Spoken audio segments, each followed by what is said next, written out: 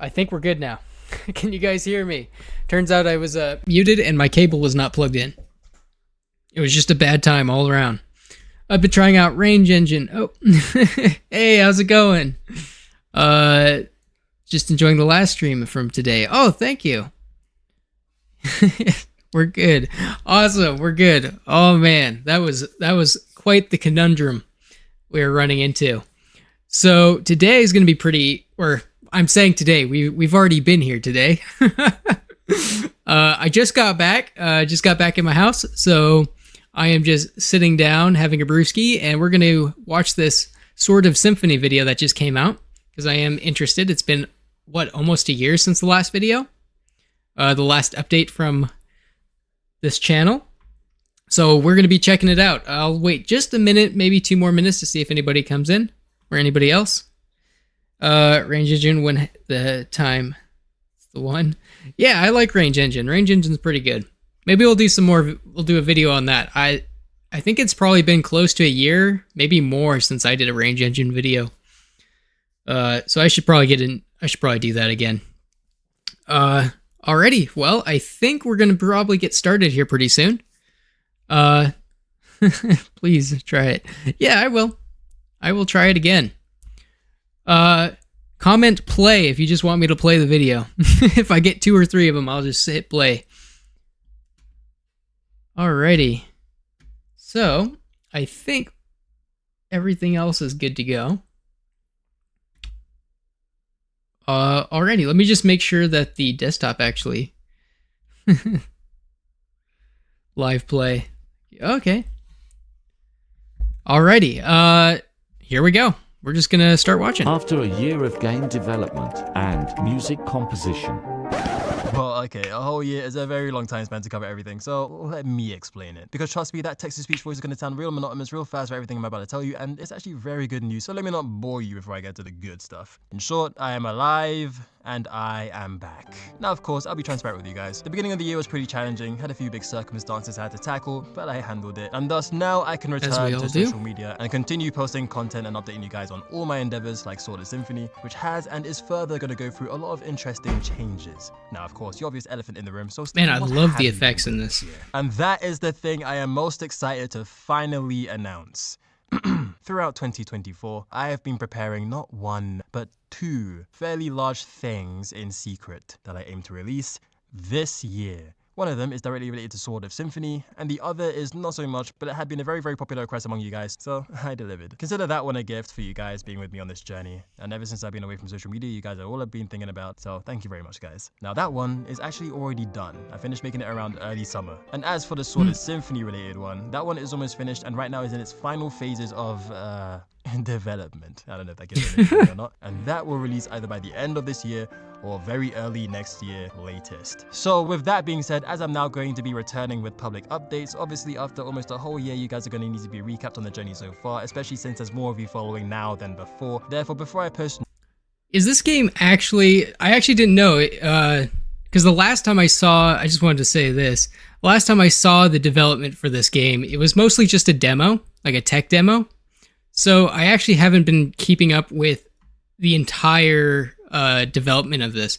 And I'd be interested to see like where a lot of this is posted. Because when I search up just content related to this, I didn't really find. Maybe I'll have to look more. New updates. First, I'm going to be doing an update marathon this Tuesday, recapping and updating you guys on my journey working on this game from the very beginning all the way up to the current stuff that I'm doing now, as there is a lot of key things and information you will have missed because I'm not always able to post the same thing on all platforms, though there is a lot more actual updates than the amount of content I've posted. For example, on TikTok, I have only posted 26 videos. I have done a lot more than just 26 things. The way the update marathon is going to work is I'm going to be covering 3 updates per session. Each session will occur every 2 days, and there will be 25 sessions in total. The way I'll be covering the updates is I'll be going live on TikTok 10 PM UK time to start covering the first update, then move the session over to Instagram Live for the second update, and then move it into my community Discord server where we'll be covering the third update, and then it with a little Q&A where I'll be answering any questions you guys come up with in the session. And speaking about updates, I am happy to announce that I now have a dedicated updates page. A lot of you have been asking for even just a crumb of update. However, guys, in all transparency, in game development in general, there's always going to be a lot of things a developer will work on and also give relevant information about that don't really make any sense to make a whole video-based post on. And because of this, I have been posting different kind of updates on different social media platforms, some videos, some images, some story posts, some just written in my Discord, some in my free Patreon page. Sometimes I'll give whole updates just answering questions in interviews I've been featured in, etc. And if you've been following me across all of those, you'll actually be pretty up to date with all my activities all the way up to last month, especially if you're one of my mid to higher tier patrons. If you're one of those, you'll actually know everything I've been doing up to just a couple days ago. And not only that, but you'll have also been actively involved in some of the things I've been doing, especially back in late March and in the summer. But most of you only follow me on one platform like TikTok, where I hate that kind of text. Yeah, it's the fast-paced text. I don't know. It's just style, I guess. Kind of the modern day. Where do you see that a lot? Like, I always see that text and stuff like Swagger Soul style videos, Mr. Beast style videos, that kind of fast text. Seems like it's kind of a popular thing. I've only posted 26 videos, and like I said, I've done more than just 26 things. So for all of you who want to follow all my updates but don't want to have to go on a literal Easter egg hunt for them, follow the updates page. The animations are pretty cool. Like, the animations that are used throughout the video are really awesome. I think they add quite a bit to it. At Stephen Dungu Updates. The page is ran by someone else, however, me and the person running it have a very close working relationship, so everything on that page I deem official. The page's updates will be starting Video on solo dev video, I was what I needed. Why? Okay. all the way back from November 2020, just before I started SWORD of Symphony, when I released the cinematic trailer for my previous project Purpose, all the way up to where I am now and continuing onwards. And you can follow the page on Instagram and Twitter/X. Don't worry if you're following me on TikTok, guys, there will be one on TikTok. However, got social media for everything. I need to figure out the best way to convert the information into single video posts, since TikTok doesn't allow videos within carousel posts, which is the format they've chosen to go with. So that's all. Recap. I am back. I'm cooking 2 things. Follow the Stephen Dingle Updates page on Instagram and X. Stay tuned for my update marathon, and I'll see you on Tuesday and every 2 days from then onwards for the next 50 days. Peace. Well, that's pretty cool. So it sounds like there's going to be quite a bit of updates on the project. And maybe I should, I need to actually subscribe so I can actually get these videos and follow it a little bit closer. Very simple. And you know what? Why don't we just grab that? And oh, I need to sign into chat on my own stream. Are you kidding me? Wow, that's amazing. Can you use C++ in range? I don't know. I've heard that the engine is partially coded in C++, so maybe you could probably do backend stuff on it. Let me go into YouTube so I can actually post this. And we will go like here. There we go. So, and then let me just grab this so I can act, because by golly, my brain cannot spell. I won't even try. There we go. And there we go. And I will save that, post that there, and then we'll also... I'm so bad at it. Okay. So let's just go back. Am I actually able...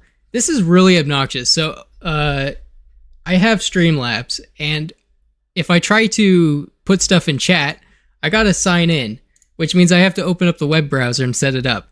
And it's just very annoying that every single time I open up this software, I have to sign in to use my chat.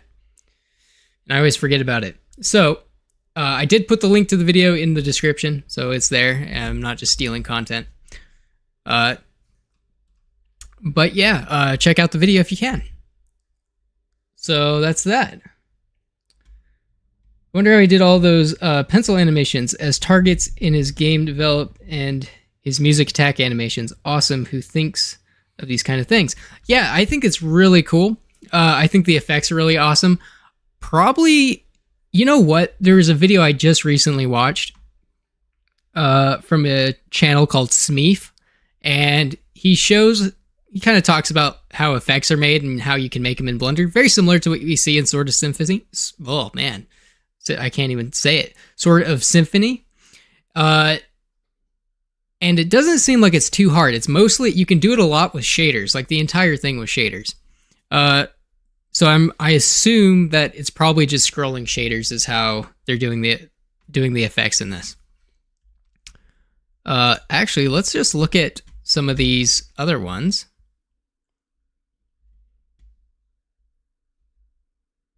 Oh yeah, nice. Audio stuff.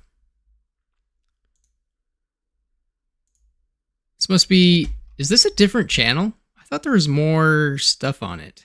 Maybe this is like an official channel for the game.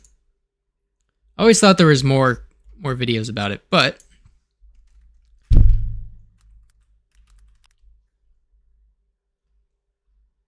I think, where did I...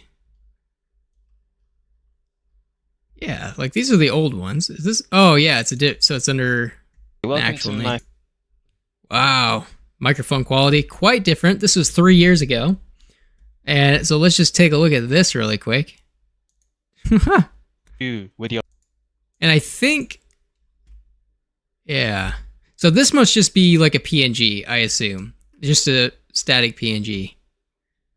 So I think a lot of it you can do just by doing some art and then applying it to a texture, using some transparency and stuff. And then, here, let me actually check out. Oh, and there's Photoshop. Very nice. Can you record sound into a game engine? Yeah, you can. There's you can totally do that. Well, I don't know if you could record it into a game. That might take a little bit more knowledge. Actually, let me check out my...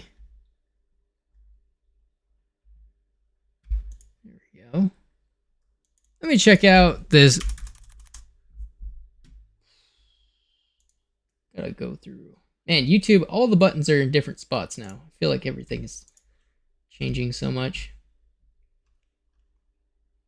Bum, bum, bum, bum, bum, bum, bum, bum.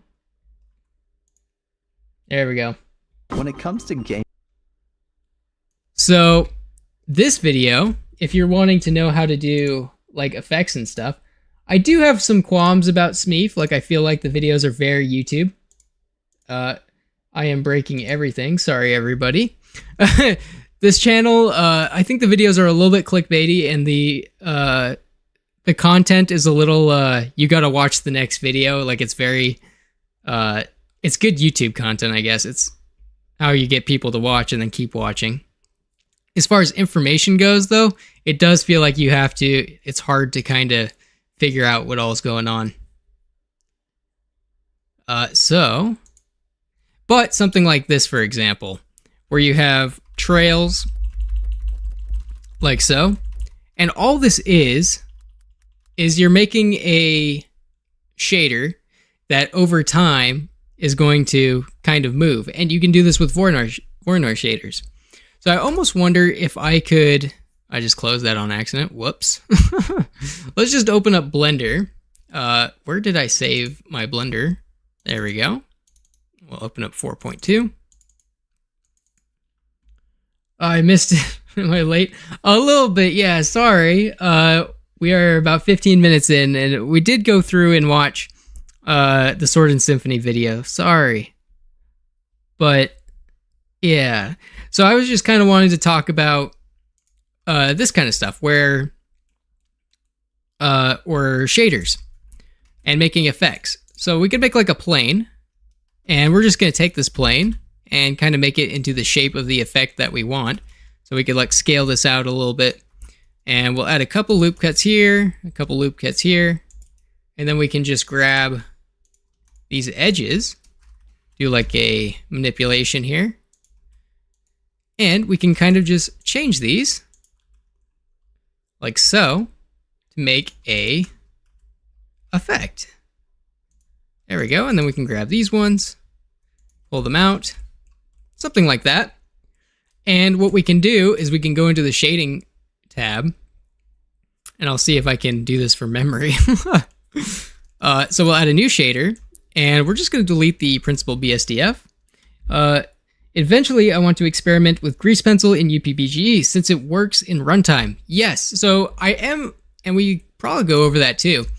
The thing with Grease Pencil, and I don't know, maybe it's changed since we're using the newer version, but with Grease Pencil, you can use it with modifiers and you can edit the modifiers, but I don't know if you can do frame-by-frame animation and then have it run in the game engine. Because the way the animation is done, I don't know.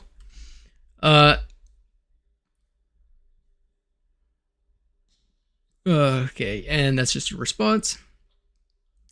Last time I tried, it doesn't work. Yeah, you can use it with... Here, let me just show... I'll just do an example really quick since it's really fast. So we have the Grease Pencil. You could do like a... We'll just do an empty Grease Pencil. We can go to draw mode. Theoretically. Actually, let's do this. Let's... Oh. It just... upbge just lost itself. That's crazy. Let's do this, and then we're going to do a 2D animation, just to make it easy for us. And we're in draw mode. I actually, you know what's funny?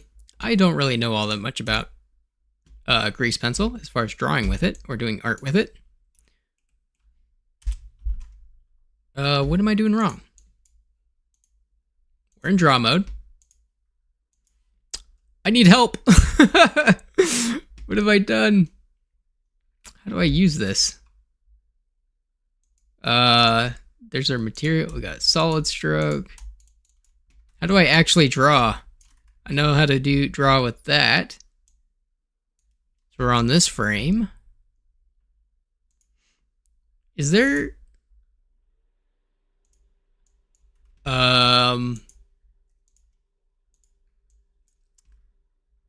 I've never used it. I don't know. It doesn't feel like it's the same that it used to be. Why am I...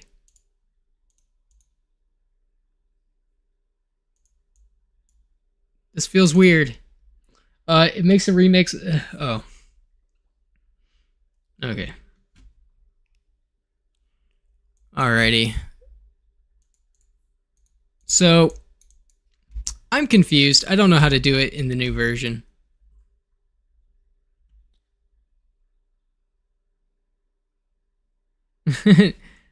Now that I think of it, yeah, I haven't really either. Like, I've never really been all that much into Grease Pencil. I used it once, but I don't know why. It doesn't seem like it's the same. Why can't I draw? How do I draw? That's why I went back to 3.6. Yeah, I know how to do it in 3.6. Like, let's open up this really quick. And can you just not use Grease Pencil in 4.3 with in this version of the game engine? Let's take that, delete that, and we're just gonna, in fact, maybe I should just go new 2D animation. And oh, I got too many versions of Blender open. Okay, here we go. So yeah, here's my cursor. It shows up. So I can actually draw in this version.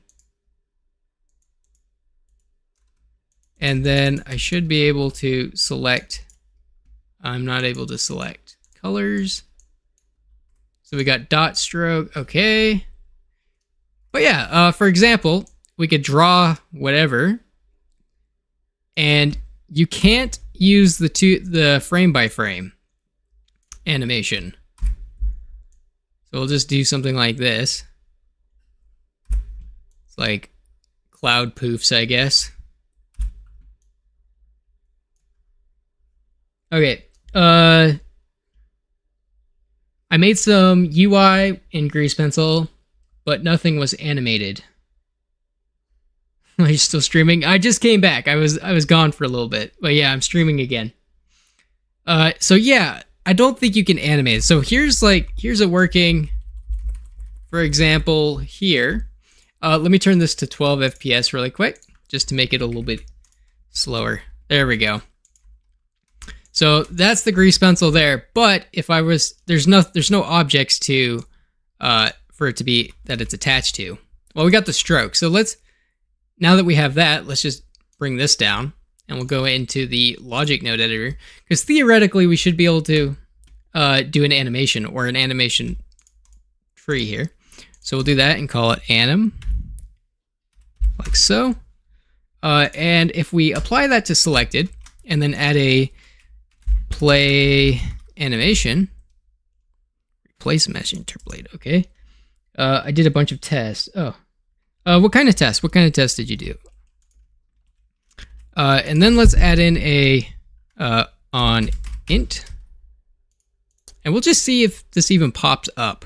So we'll just apply it to that. So yeah, there's no animation. That's Blender. I thought this was Paint. Yeah, no, we're in Blender. Blender Grease Pencil. Frame by frame Grease Pencil doesn't work. Animating your Grease Pencil mesh with lattice also doesn't work. Interesting. But what you can do is you can come over to this modifier. So picking whatever, like this right here, or we just apply it to the stroke, and then we could add like noise to it or whatever. Let's see, where's the noise at? There it is. And we could change the strength, we could change the position, the thickness of the noise, we can change the amount of noise, like so. And then we can actually animate this. So we have the randomize or whatever. So what we can do is, I think we can animate the offset.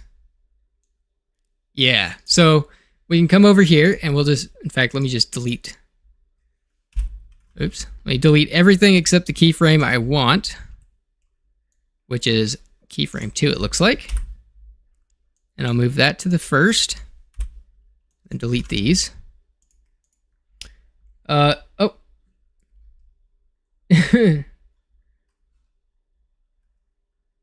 Since Grease Pencil works with geonodes now, can you animate it that way? That's a good question. I don't know. So I don't actually know a ton about geonodes. I haven't delved it too deep into the geonode territory. So now that I added this to this modifier, you can see that I can actually use it there, and we'll go 25 frames. Let's just go 100 at 25. It's going to be pretty, well, we'll do like 16. Add a keyframe. There we go. About there. All right. So we could go 25 frames over here. And if we press play, I actually have to go into object mode first. So when I press play, you can see that it actually works. And I can go over to, we'll do ping pong. And we can do that. So you can do stuff with GeoNote or with Grease Pencil, but I feel like it's kind of limited. You won't be doing any like 2D sprites or 2D animation with it, I don't think. Unfortunately. Yeah. So, and I think you can also add some other effects to it, can't you? There's a bunch of stuff you can do here. You can subdivide it. I don't know, can you actually do, you might be able to do effects too. I think you can add the effects. We could do like a glow effect. Except it's not going to show up because we're on a white background. So I could go world, we'll make this black. And then we'll come over to the effects. Maybe one day, yeah, hopefully one day. I'm hoping so. That would actually be really awesome. So let's see, if I change some of these, change it to like add. Oh, not really getting anything. Do I need to like turn on bloom? No? Strange. Oh, there, we got something like that. Oh, I don't know. Anyways, that's that. We're going to move on. But that's kind of what's going on there. It looks like it must just be broken in this version right now. So we'll just close that. Why? I don't know why it doesn't know where it's at. It's very bizarre. So something I'm going to do here is just add in a mix. And we'll do a mix shader. connect that into the surface. Then I want to add in a transparent right here. Connect that into the top shader. And then I also want to do a search. And we'll do an emission shader. Something like that. Connect that in there. Happy weekend. Hey, welcome, and yeah, happy weekend.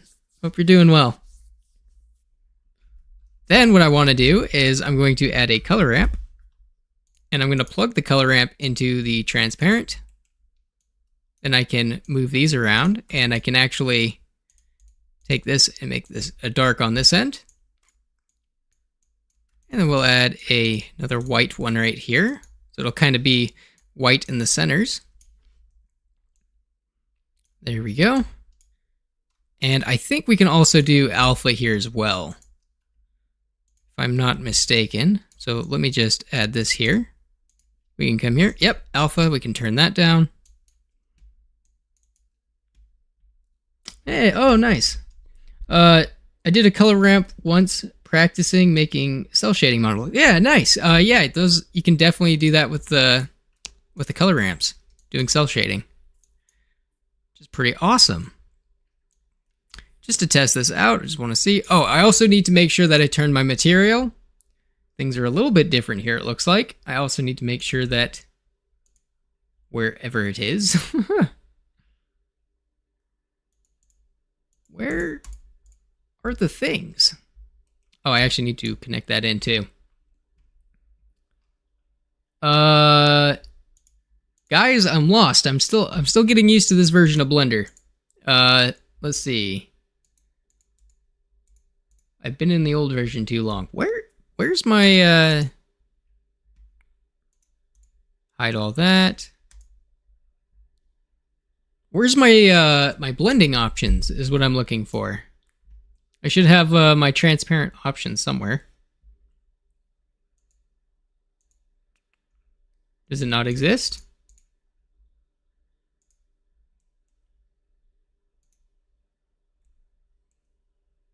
For a while, I stuck with Blender 2.79. I later gave in and now use the earlier Blender 4.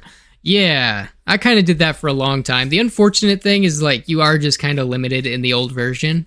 It's still pretty useful and powerful, but graphically, you're kind of limited as far as the renderer goes. But it also has its own benefits. So, I'm a little bit confused. Maybe... Wow, that just doesn't look good at all, does it? I guess you don't... I guess I don't need to change that.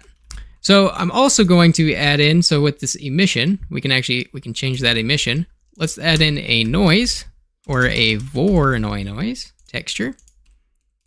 And we're going to plug the color into the factor. There we go. And I should be able to scale things in.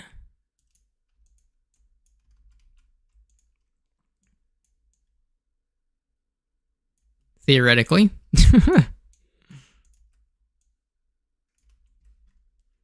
Render method to blended. Oh, settings, surface. Settings, surface. Oh, okay. So that's different. Alrighty. Oops. Alrighty. I need to delete that node. Add in a different color ramp. It's fine. I was messing up a little bit too much there. And then I'll just add my Voronoi. Connect that in here. Let's see if it pops up. Oh.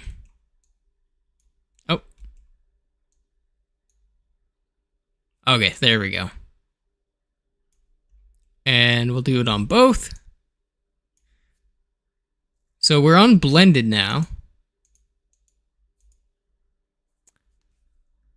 I feel lost. Does that?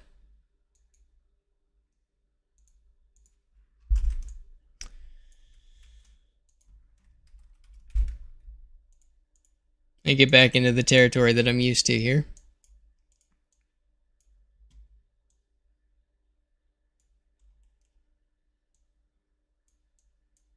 Ooh, there we go. Okay.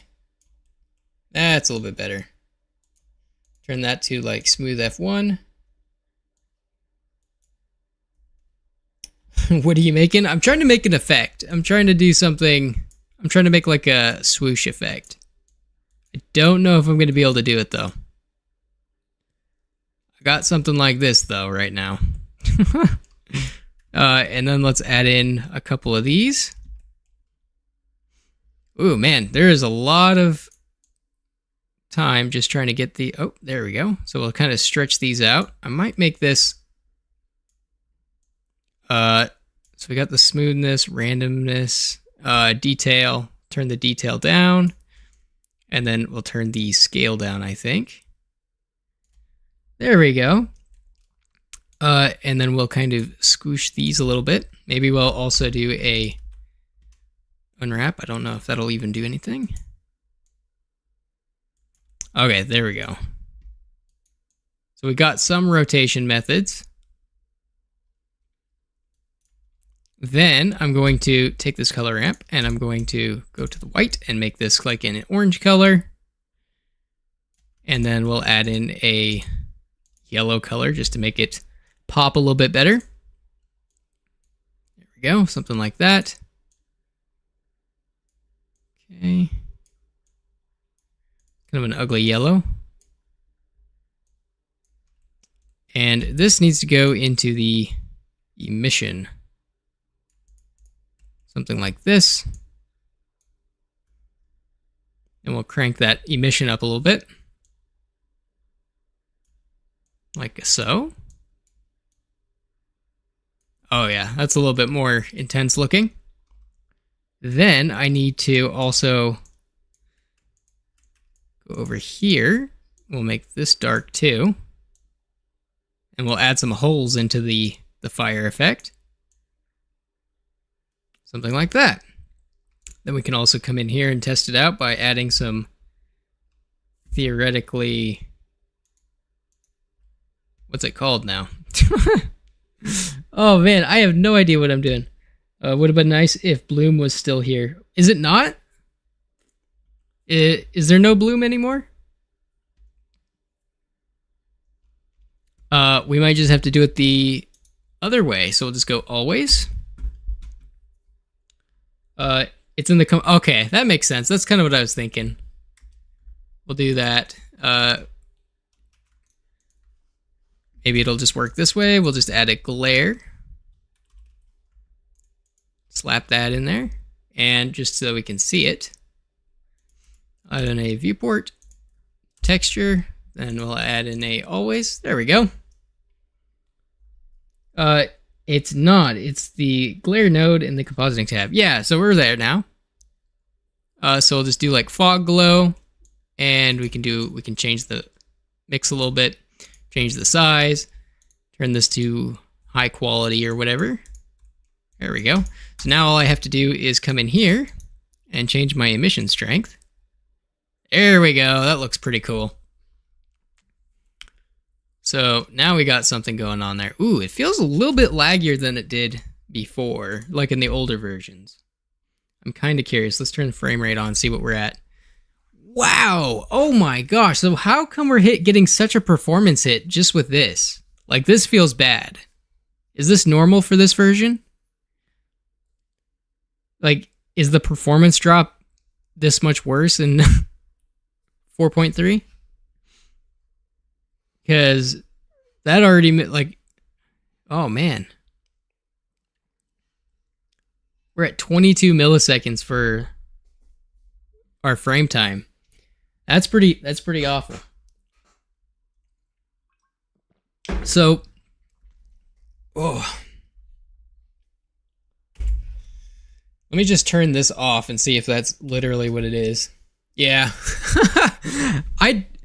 This is crazy because the compositor in 3.6 is better than Eevee. Like, you get better performance from the compositor than you do from the Eevee renderer and using it that way. So why is it different here? What did they change? That's so crazy.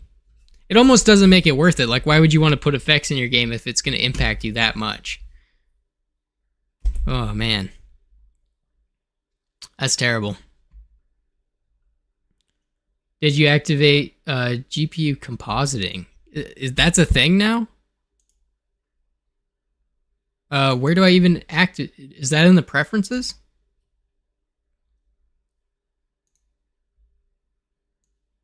Like, what are we talking about?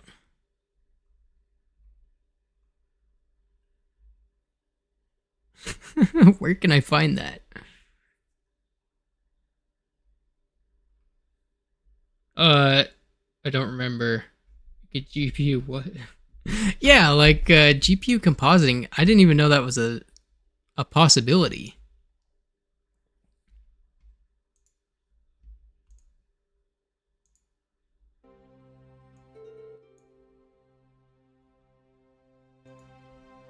Put some of that on so I can. There we go. Yeah. Ugh. Let me see. It's got to be in here somewhere, right?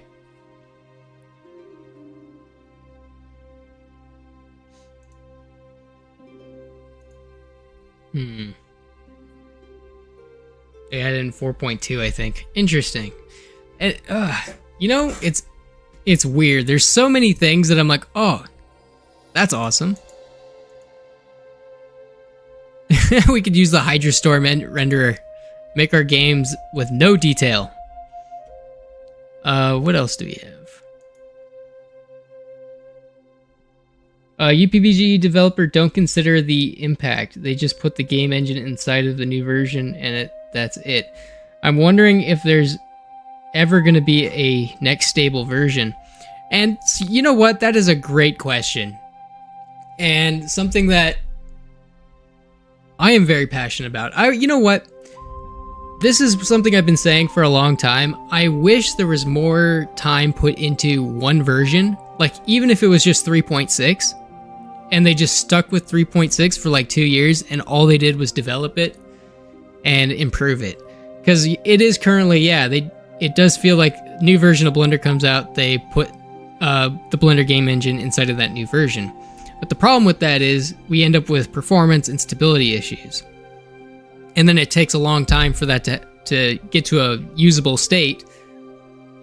And then it's moving on immediately after that, and the other versions are kind of forgotten about, which is kind of sad to me. It feels like UPBGE could be a lot more, it could have a lot more usability if it was just kind of stuck with, and it just stuck with the version. I like 3.6. I think 3.6 is the best out of the version so far. Like, as far as features go and stability. And that's the version I use all the time. I'm using this version just because it's new and I know people kind of want to see it, so that's kind of what's going on there. But like 30 FPS with a 3080, that's pretty bad. Just by adding bloom to your game. It makes me sad. You know what? I think we're just gonna close that for now. And I'm gonna probably... Let's open up this. There are a few things I want to work on there. You know what? Maybe I should also do some work on... Let's go and work on... Okay, I'll put it to a vote, and the vote is going to be simple. I'll just have you guys... I did not have that problem while adding bloom. Weird. Yeah, it's strange. Like, I didn't do anything different. It's just you download it, open it up, and then use it. I'm using Windows 10. I feel like it should be fine. I don't know. Maybe it's because I have other things running, but here, let's just test this out. What do we have? We'll just open up this project, I guess. Did I save this? Oh, that's right. We're developing it in the other version. That's right. I forgot what I'm doing. Yeah, like if I come in here, this is 3.6. And then I could probably add bloom.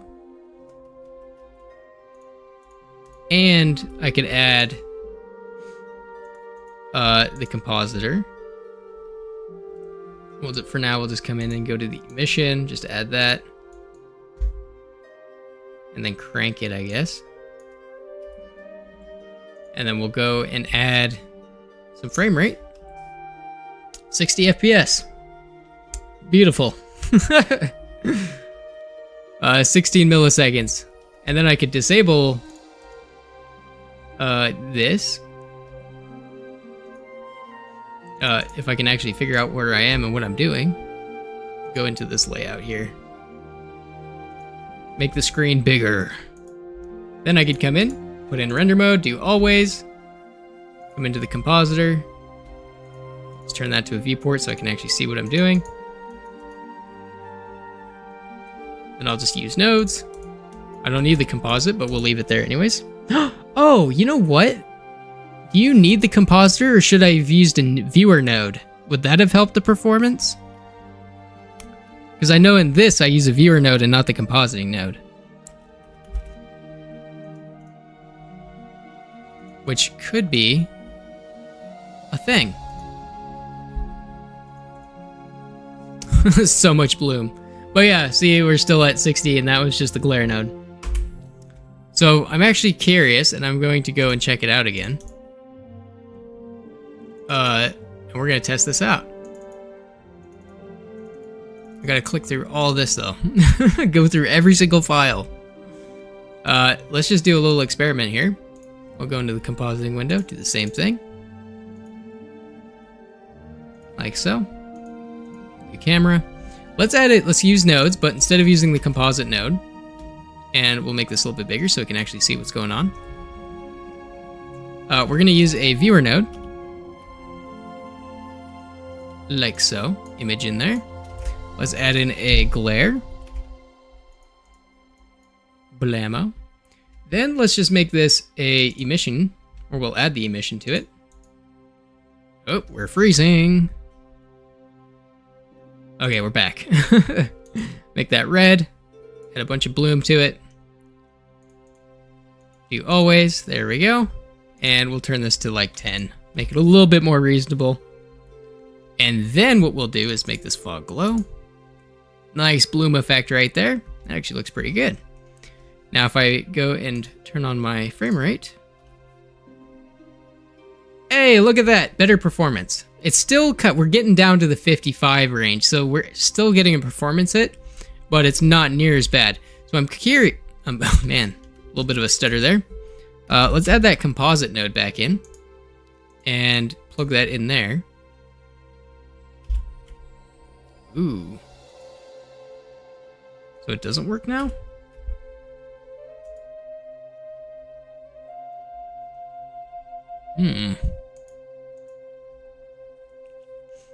Interdasting. So why are we... I guess you do need the viewer node. Delete the viewer. Yeah. Oh, yeah. Okay. Now let's try it. It's fine now. What's the difference? Why is this getting better I mean, we're still dipping. It's kind of weird that we're still dipping, but the performance is better. Why is that? Why are we getting better performance now than we were in the last scene? Crazy. How'd you do that? The image above render. Oh, yeah. So if you press F12 and render the image, so you just render a static image like you would in normal Blender, just rendering just a render. Then if you have a viewer node attached, or I guess in this case a composite works too, and you go over to the view tab in your compositor, you can just use fit, and it'll just fit the image right in there, whatever you rendered. This is also helpful because you can see, you can do like little tests and change it in real time if you have the viewer. So if I add that viewer back in, there we go. And we'll attach the image in there. So now if I change my settings, I just pointed at my screen, but you can see that my image behind it also changes. And it crashed. Awesome. So that's that. We're gonna put 4.3 away for a little bit because that's crazy. Oh my goodness. So yeah.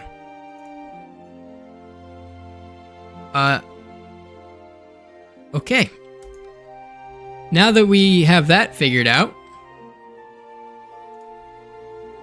let's do a thing, I guess. Meaning like the preview of the render. Yeah. So, yeah, that's what I was saying. So if you render an image, then you can use the render as a preview. And then if you have the viewer node attached, you can check out, while you're changing your settings, you can see it happen in real time on your render. And then it'll also apply to your viewport. So that's how that works. Okay, so we're kind of moving into the next stage of this stream. So if there's any suggestions, I will take them. And I was thinking it could be fun if we do a suggestion game again. Where I just, whatever you guys say, I'll just start making it. Because I do have I think I have about 45 minutes to an hour left, so let's see what we could do in that time. I think we could make something cool.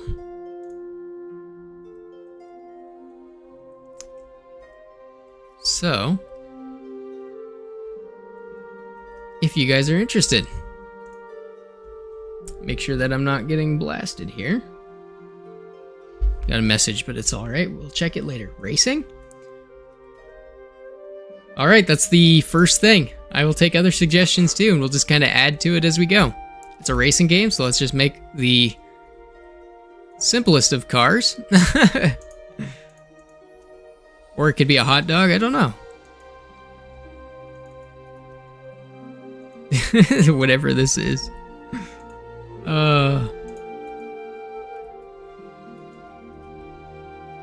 There we go.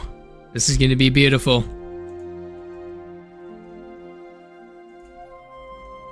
We're gonna make the old Pinto. Make a little windshield here.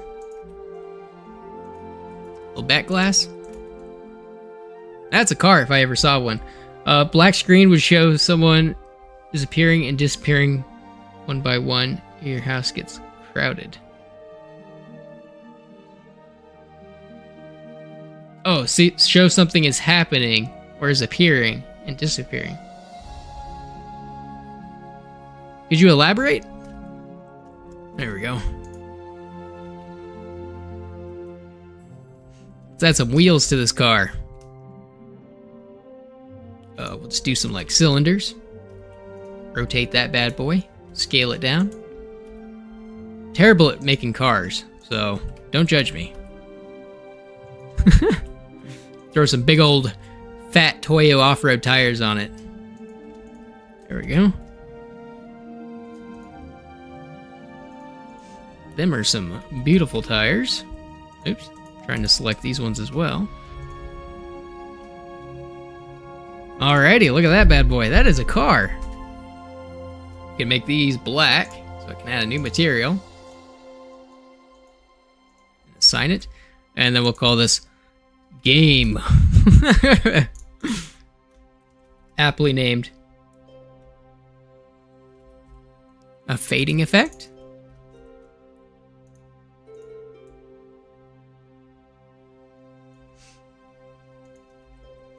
Then let's add in a windshield. Do like a blue color for that. There we go. That is splendid. Oh, what a beautiful masterpiece.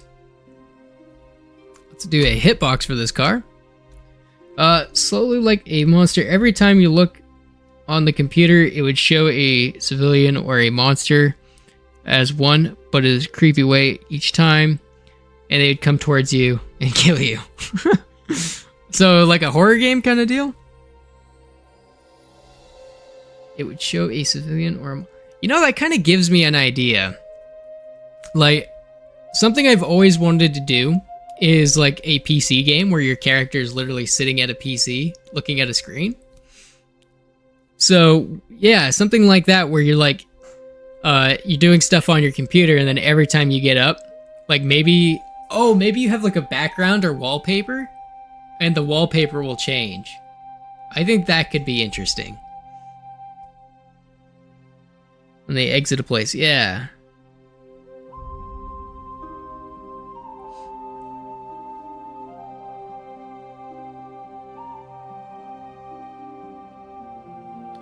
That would be pretty cool. So here, tank control cars with Silent Hill type cameras. The tracks of many cameras, you move along the track, player. That I feel like would be disorienting. Could you imagine, like, trying to play a racing game but the cameras keep changing? I mean, maybe it wouldn't. Maybe if you do the cameras right, that would be crazy though. What would you do to show an impact effect like a car bumping into something? Particle effects. There's probably a couple ways you could do it. I think for upbge, I'd probably use like a spawn pool, and then just spawn like a bunch of particles that just have random directions on them. That gets pretty consumed, that can be a little bit performance consuming. But if you use like planes and stuff, it should work fine. Yeah, I like that. But the monster gets creepier as a human. Yeah, or that could be interesting. Like maybe you have... Okay, so hear me out. You're sitting at a computer and the background is like the character's family. And there's like people on it. So it's just like normal people. But then as the game progresses and like you keep going back to it, there's like a character, like one of the people in the picture is getting like closer or like moving closer to the wherever the camera's took the picture from. So it's like getting closer to the player every time you get on there, subtly. And then changing as it gets closer. Like how does that sound? I feel like that could be very disturbing.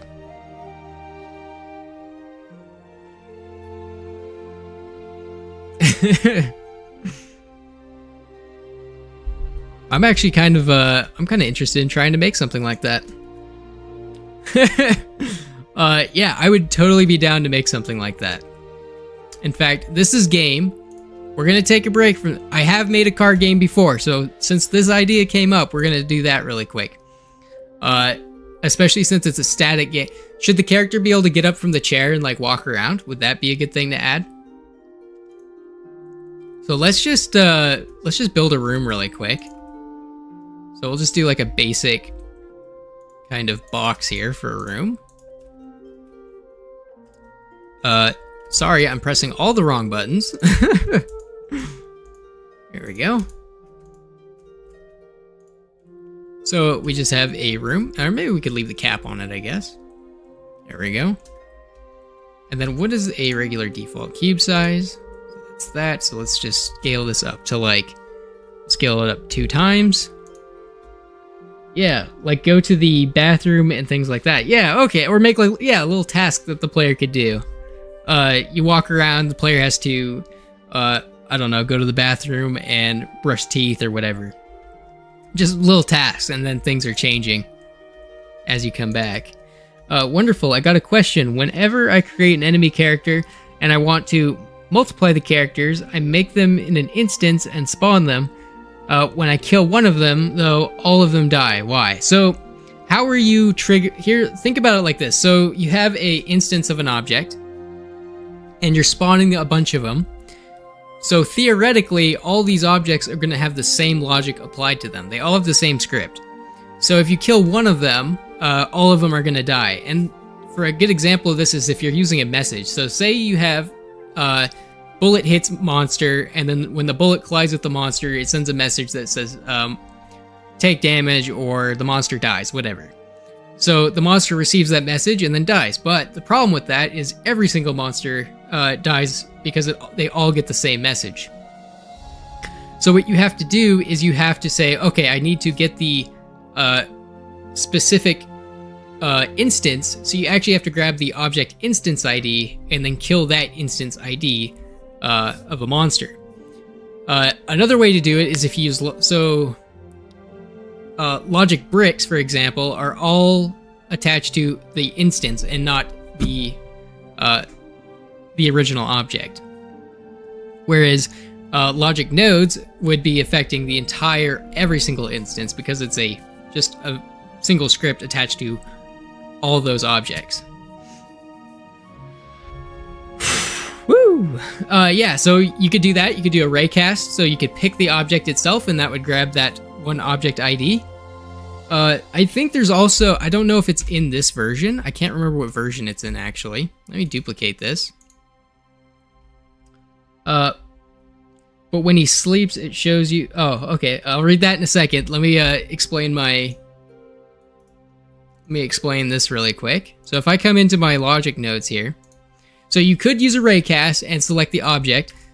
Let me see if... Oh, I can't... Oh, I need to actually make a script. ID. Is that a thing? Individual. What is it called? There's a specific name for it. Get name, is it called? Oh, get object by name, get internal name. That's what it's called. So you can also do this. If you have a bunch of objects that are using, or you want to get a specific instance of an object that you spawn, you can get the initial name of or the internal name of an object, which is actually this. So it's actually your vertex name instead of your object name. So you could do that, or you can, I guess using a raycast. What you can also do is add a script to an enemy that uses something like a collision. So say you have physical bullets in your game, and you want the individual thing to take damage. If you add that script to your object and say, when a bullet collides with the enemy, then take 1 hit point of damage. Then it'll only affect that one instance instead of all of them. You just got to make sure you're not using broad scope logic that's affecting everything. It's kind of hard to explain. You need to get the object that you're going to delete. Yeah, hopefully that helps. It's kind of confusing. We might get into, I don't know, maybe we'll get into it in another video. I might have to explain, maybe I could make an explanation video. I won't promise anything though. But that could probably be something that'd be good to learn. Okay, I can't see very well in this little box, so I need to go to view and make this like 25, so my viewport is a lot wider. That'll make it a lot easier to see in here. Let's just make a little desk for the character to sit at. And I'm terrible at design. I've got to like sit down and like model. But for now, let's just make a quick desk. Something like this. And we'll bring this face out. And let's see if I take that, and then I'll add a loop cut here, a loop cut here. Oh, I could have probably added 2 loop cuts, and then just do something like this. Should I make it like my desk? My desk is an L shape. But this would just be like a standard desk. Ooh, that's a thick desk though. Way too thick. Let's make that a little bit thinner. And then we got this deal, so we could actually extrude this inward. That's kind of a good looking desk, I guess. There we go. Nice. And we'll call this... Oh, I need to read this message. I almost forgot about it. But when he sleeps, it shows like you wallpaper. You don't know that every time it happens, you're a different spot, and it shows something coming, hinting at something spooky. Alrighty. Oh my goodness, I am... Woo! Spooky game. My names are on point. It's midnight and I got class at 6 a.m. Peace, guys. Yeah, take care. I'm probably gonna be heading that way myself. I gotta wake up at 4 a.m. So, we'll probably get about 20 more minutes out of this stream. But yeah, take care. Okay, let's make a chair for the player to sit at. So we'll do something like this. Maybe we'll add make it a little bit more of a cushion shape. So we'll drag like this. Oops. Drag that forward. Then we could add one here. Scale that out a little bit. There we go. It's more of a cushion. And then because people sit in it, it's kind of sagged down a little bit. Then on the back, we'll add in a cylinder. This cylinder is a little bit too polyed for me, so let's make that 16. There we go.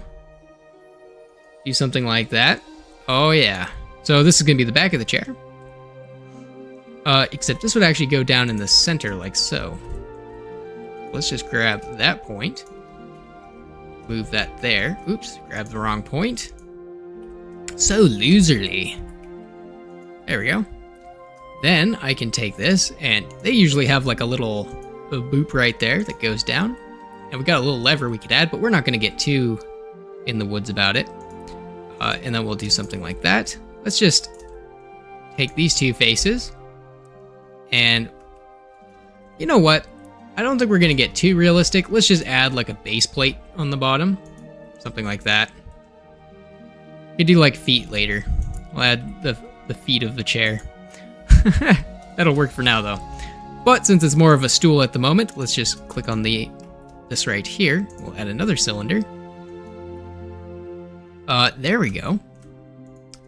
Then I can take this cylinder, move it up. Or actually, no, we'll just do the back of the chair. So we can just do something. We'll just add another cube, I think. Something like that. Very nice. Nothing more entertaining than modeling a chair, I will say. And it's a gaming chair, so it has that weird flare out. You know, like all the YouTubers have. There we go. Okay. We got a chair. Let's make a monitor now, and I guess the PC will go right here. So we'll just put put a tower for a PC. Blammo. That is a PC if I ever saw one. And then for the monitor, we'll just add this and do something like that. It's a 1080p monitor, so we'll do a 9:16 aspect ratio. That looks pretty good. Should it be 90s where it's the CRT? We'll take it like this and we'll just pop out the back. Oh yeah, beautiful. That's even smaller than a CRT. We need a little bit more bulge right here. Oh yeah, that's getting closer. That's more my style. Forget that 4K OLED. I want this. So I'm going to then add the base plate to this, which will go right here. And then we'll do something like that. Scale it down a little bit, bring it down. Beautiful. Now that's way too small, so this actually needs to come out. There we go.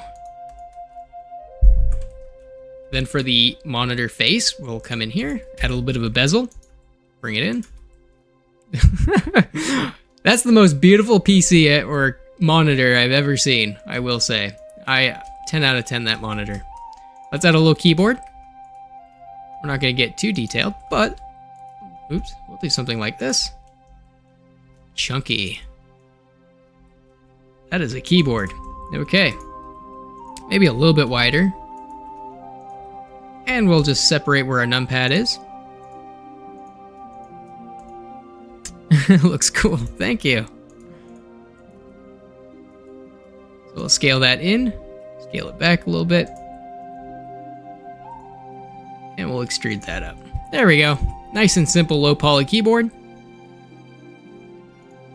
And the monitor we'll be able to add our stuff to. Now we could be super epic and add a dual monitor setup, but I think this will be okay for now. Then the player will be sitting here. So for now, let's just add in a camera. So I think what I'll do is actually animate the camera. Oops, Forgot that Blender's weird about that. Let's add in a camera right there. I'm in orthographic view. What am I doing? Why is this all wonky?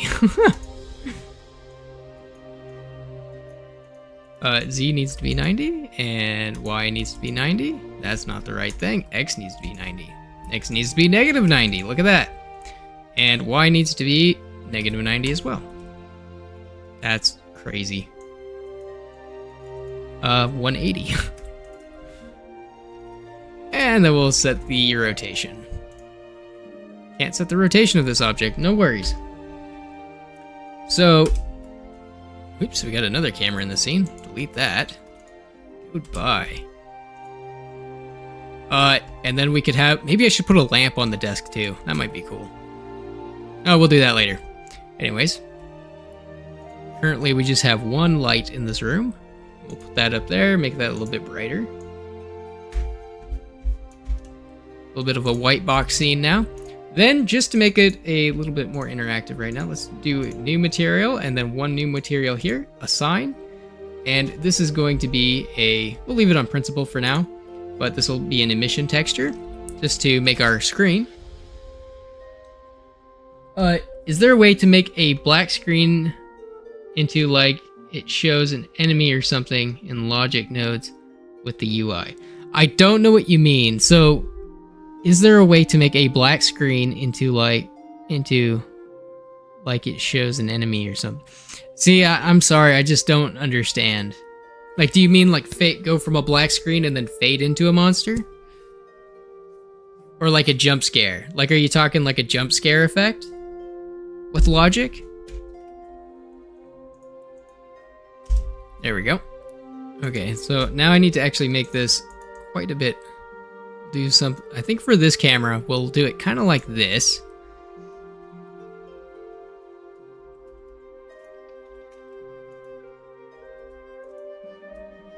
So we're looking straight onto the screen. Man, what is happening? I am just fat fingering my keyboard so hard right now. Okay, there we go. And let's do like a 25. Maybe 30. Oh, 30 I mean. There we go.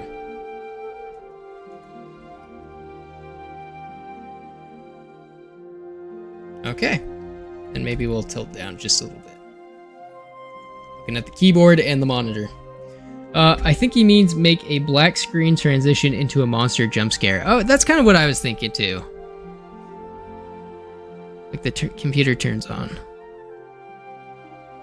Oh, so, oh, you mean like the, yeah, so you could make that happen. You could do that. This is probably going to be a multi-stream game. I'm just going to be honest. This is definitely looking like it's going to be a bigger project. But for now, we got a keyboard and mouse. Let's make this black. I mean, my keyboard's just pure black. Do something like that. Then the second material here will also be black. The desk will be brown for now, just because we'll probably do a wood desk. Something like that. This PC will probably have, I don't know, maybe we'll add some RGB to it. You never know. But that's looking pretty good. Then this chair will be black as well. It's a gamer chair, maybe it should be red, I don't know. Then we'll do a couple of materials for the walls, so we'll add this one. We'll do white walls for now, but we'll do a floor new, and I think we'll do a wood floor here as well. There we go. So we got that going on, and maybe we'll add another wall in here too, and do like a bathroom and another door that leads outside. Then we need like a bed and do some furnishings. But for now, we have this. So we need to probably do a transition effect so the player can go from sitting, or yeah. So we'll have this camera, which we'll just name preemptively and call it computer_cam. There we go. That way we can just transition to this camera. Then I think we'll add in a character. We'll just make a character. And put the character like here. And we don't have to add too much to it since it's just going to be a first-person camera. Then I'm just going to duplicate this, put it there, move it up, and we'll make the character probably about this tall. And then I'll just parent this camera to this object. And rotate it 90 degrees. Because I think what we'll do is the character will kind of get up and then turn to the side and then be able to walk again. For the first-person camera.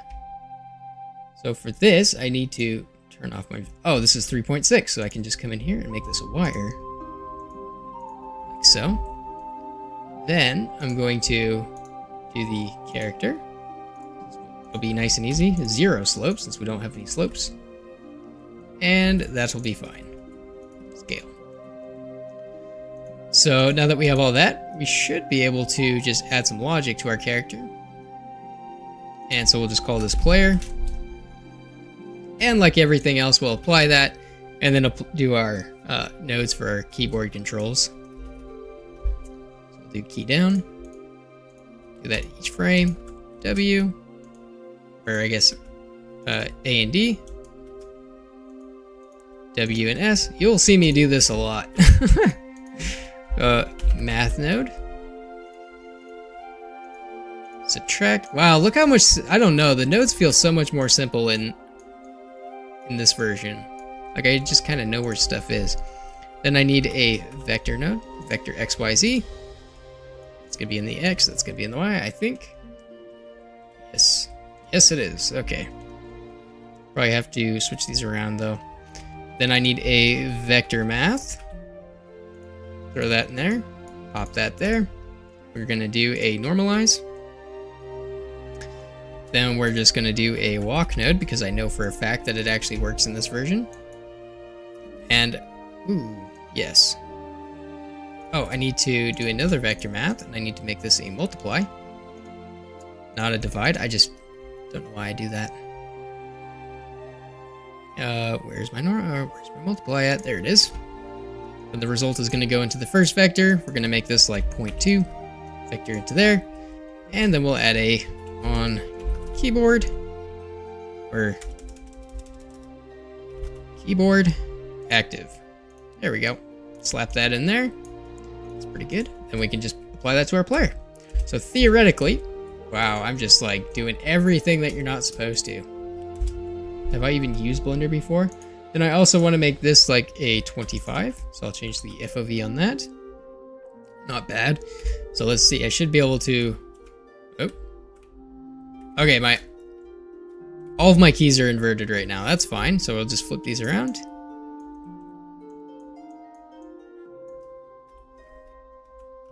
There we go. Okay, so now that we got that going, let's just add in a mouse look. There we go. Then I'm just going to add a moved. Do that each frame. The main object is going to be self. The head object is going to be my camera. Except what I'm actually going to do is add in a new cube.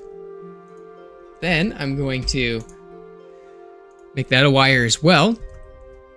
And then I also need to make this a no collision. I'm going to parent the camera to this because I actually need the rotation data is actually important for this node. And then this is actually going to be parented to the player. So like that. So my head object is going to be this cube, which I'm just going to name head. There we go. Now theoretically, when I press play, I should be able to look around. There we go. And I can walk around.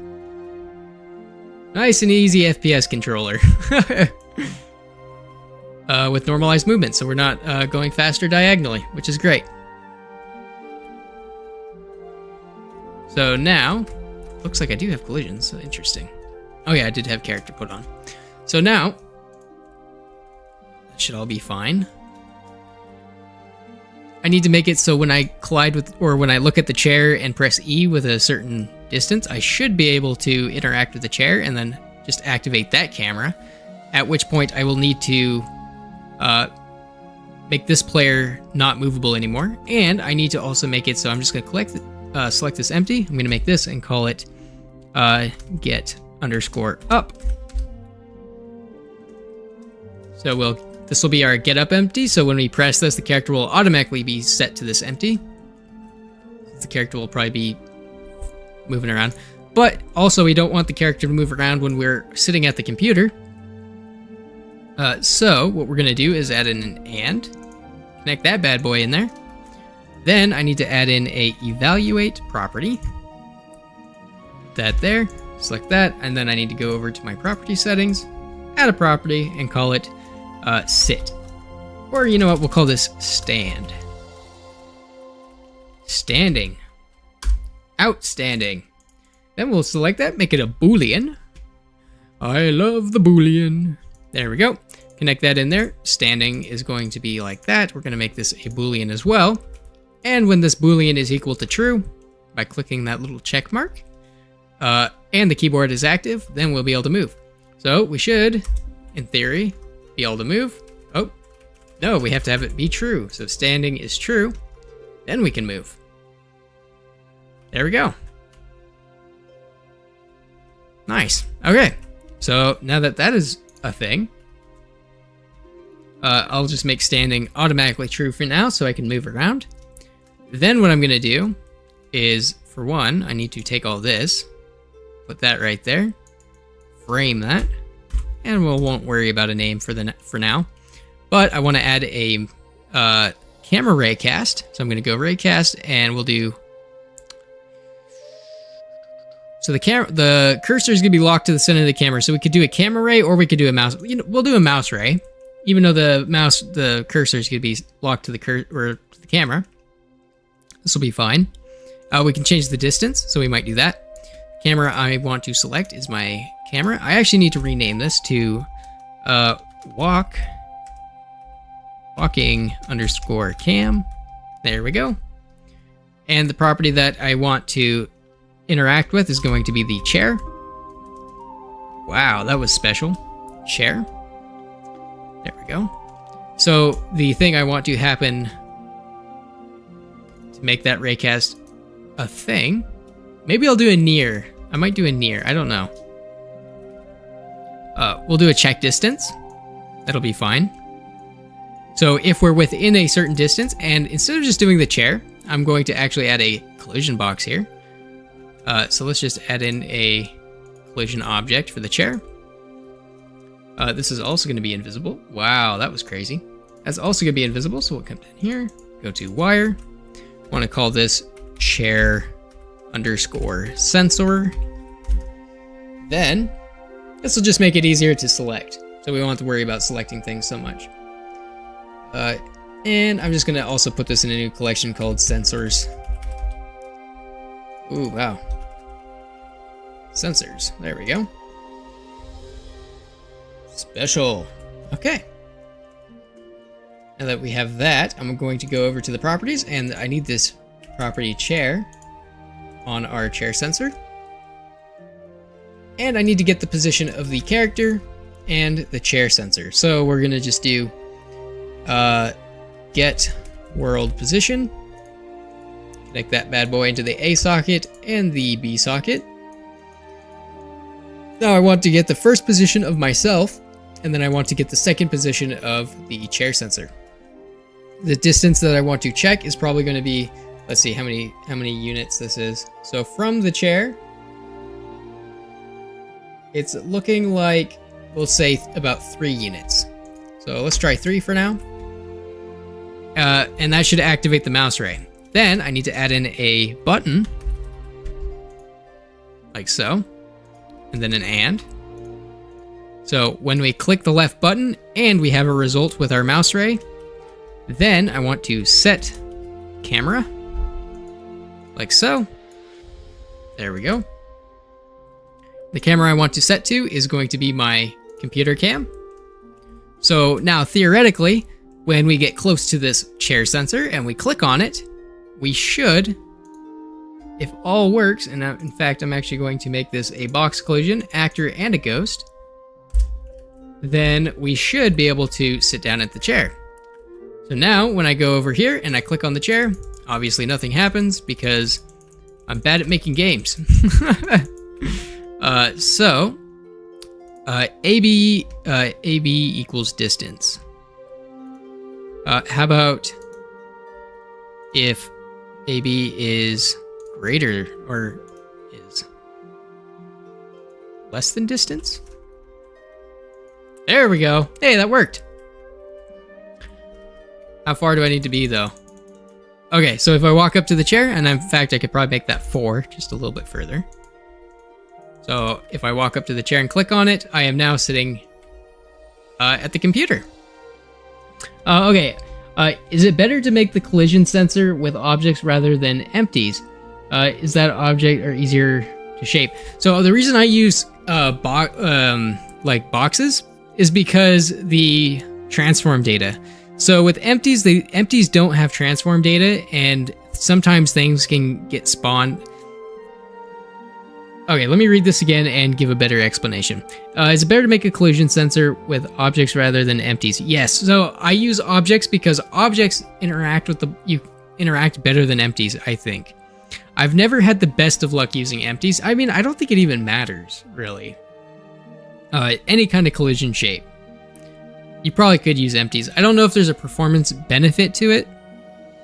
Maybe there is, because you're not even rendering. Like, I don't render the hitboxes, so I don't know. I don't know if there's actually a benefit to it. But yeah, you probably could, like, you could use a box empty, I guess. I know if I'm spawning things, then I don't know. You could spawn things with empties, and I don't know. I guess it's preference. I don't know if it even matters. Because you can still add a bounding box to an empty, I'm pretty sure. Anyways. There we go. Oh, my camera is no longer looking at the whole computer. There we go. Oh, is it changing both of my cameras? 25. There we go. Thanks. Yeah, I hope that helps. I don't know. I didn't explain that the best. Okay, so now I need to make it so I can actually leave the computer. How should I do that, though? Should it just be a button? Or should it be like a physical icon on the screen? Like you click the exit button or something? What do you think would be a good idea for that?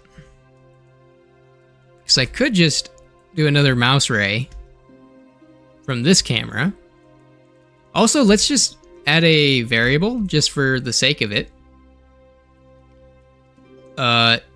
This, and it will probably be helpful. I'm just going to add to this player object. I'm going to call it...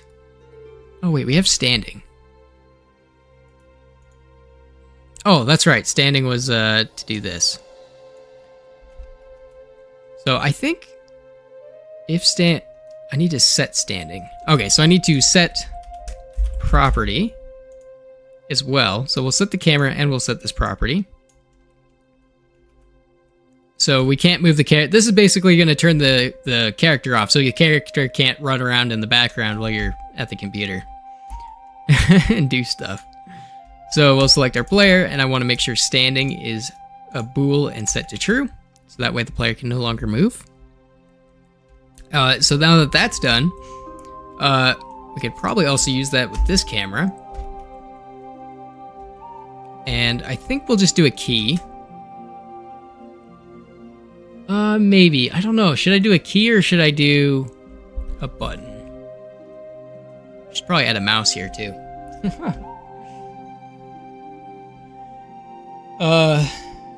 Button. Maybe. Yeah, let's just do a key for now. We'll do a key down. If key down, key tab, and we'll just say tab. If the character pressed tab for now, then the character will leave the camera or go back into first person. And we'll do an animation because I love animations. We'll do like a spin around here. But for now, let's do this. Tab. And I also need a and a evaluate. So we'll evaluate a property. I just want to make sure that the character is not standing. So if bool, if bool, oh my goodness, what am I doing? If the player is the player is not standing and the button and tab is pressed, then I want to set the camera so, and I want to set this to my walking cam. Wow. There we go. So theoretically, I should be able to select this camera, go into here. We can walk around. I can walk into here, click on my chair. We are looking at our computer. If I press tab, nothing happens. Okay. Let me turn on my debug property so I can see what's going on.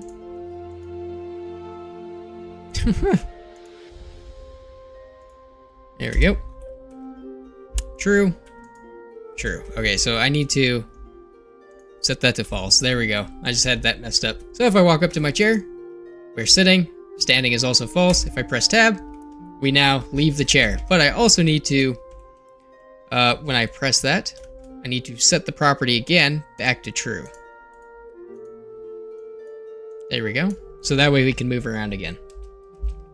So if I press play, I can look at my chair, click it, look at our monitor. I can press tab, we leave the chair, and we can walk around again. So now what I want to do is actually set the character's rotation. Set rotation, and we'll just set world rotation.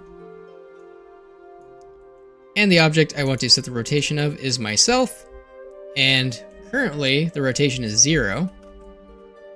So maybe we'll just set it to 0, and that should work. So if I press play, I will click on the chair, I'll press tab, and I am set. My rotation is set.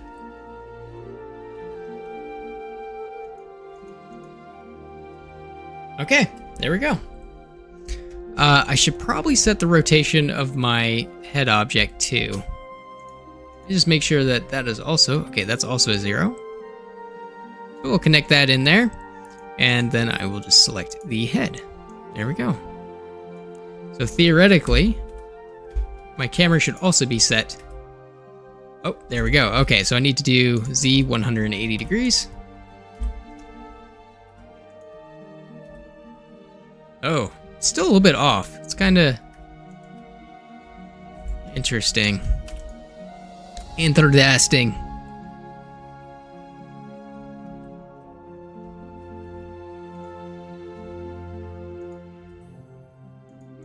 It's just random now.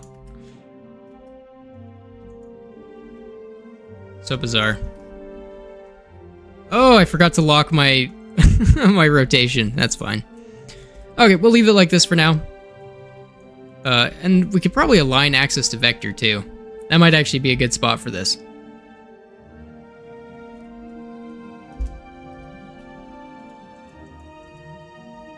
Okay.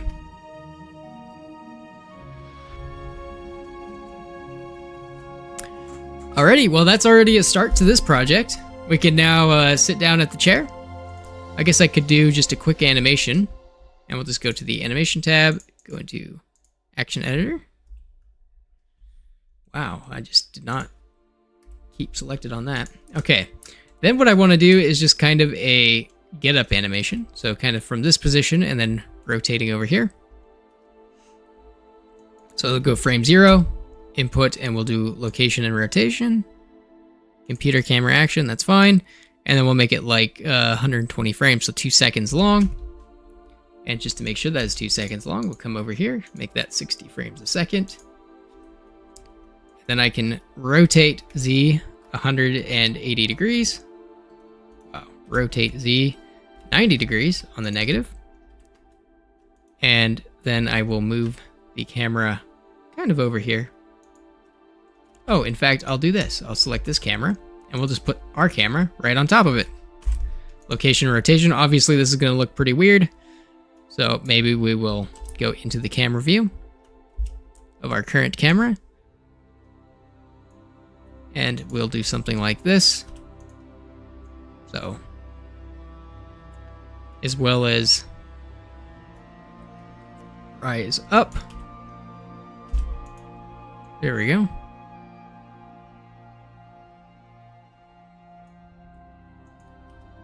This might look a little bit weird. We'll see.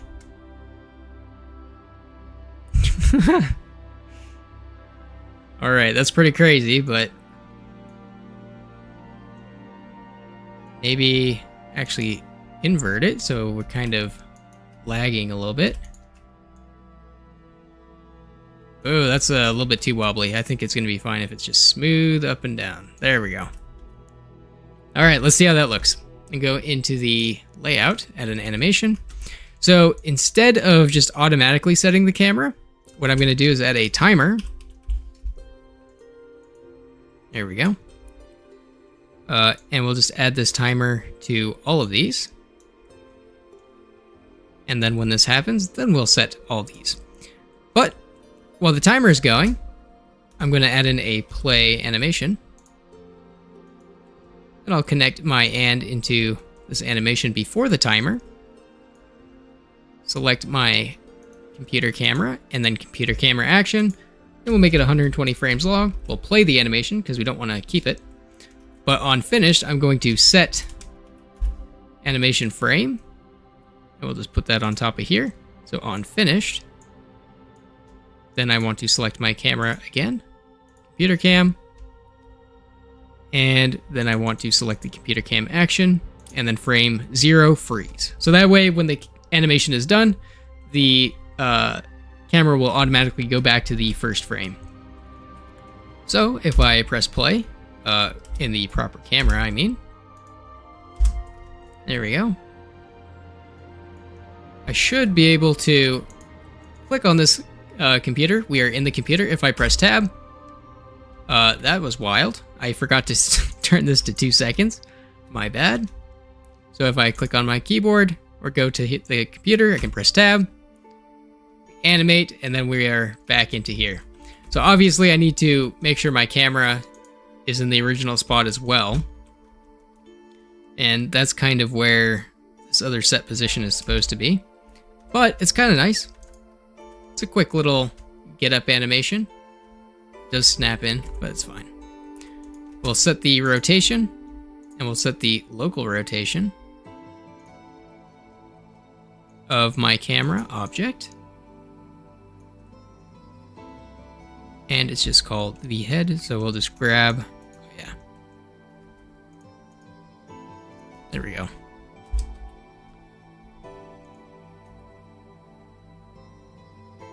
That's a little bit closer. There we go. Oh, now it's broken, but so that is supposed to set it back to frame 0. But it doesn't look like we're having much luck there. Oh, there we go. Just had to put the layer on properly. Oop.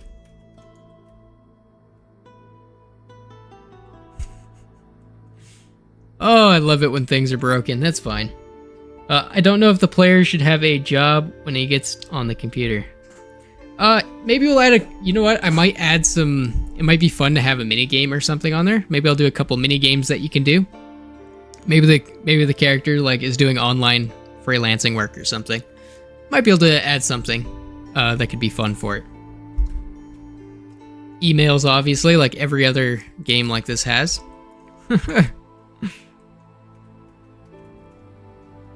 Alrighty.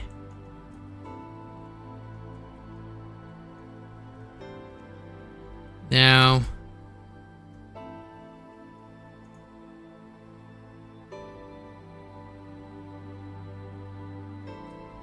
alrighty. Well, it is officially getting close to bedtime for me. I think we're going to end this stream here. It's been a good hour and 35 minutes. Thank you all so much for watching. I do want to continue this game, so depending on how I feel throughout this week, I may try to. I know I'm going to be busy tomorrow. I don't know if I'll even have time tomorrow, but we'll see. This is going to be the next project, I think, for a little while. I'm probably going to work on my Crystallis project in my own time until I get a little bit further and have some stuff to show you guys. And then I'll probably do a update video on that project. This, I think, will be our stream game, because this, I'm really liking this. And I have a few ideas. But yeah, that's going to be it. I think I'm going to take off. Thank you all so much for watching again. Thanks for sticking through. It's been an awesome, and I've loving the conversations and the comments. Thank you all so much, and I'll see you in the next stream. Have a good night.